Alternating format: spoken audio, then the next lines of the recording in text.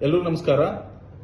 ಜಿಲ್ಲಾಡಳಿತ, ಜಿಲ್ಲಾ ಪಂಚಾಯತ್ ಹಾಗೂ ಜಿಲ್ಲಾ ಕೌಶಲ್ಯ ಮಿಷನ್ ರಾಯಚೂರು ಅವರ ಸಹಯೋಗದೊಂದಿಗೆ ದಿನಾಂಕ 1-3-2025 ಬೆಳಗ್ಗೆ 9:30ರಿಂದ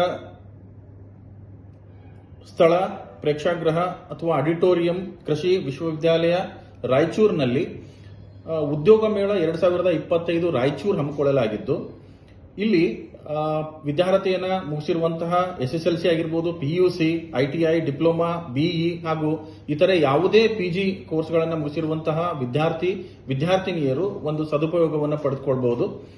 ಅವತ್ತು ಬೇರೆ ಬೇರೆ ಕರ್ನಾಟಕದಾದ್ಯಂತ ಮತ್ತು ಬೇರೆ ರಾಜ್ಯಗಳಿಂದ ಬೇರೆ ಬೇರೆ ಕಂಪನಿಗಳಾಗಿರ್ಬೋದು ಮತ್ತು ಉದ್ಯೋಗದಾತರು ಬರಲಿದ್ದು, ಸುಮಾರು 50ರಿಂದ 100 ಉದ್ಯೋಗದಾತ ಕಂಪನಿಗಳು ಅಲ್ಲಿ ಭಾಗವಹಿಸಲಿದ್ದಾವೆ.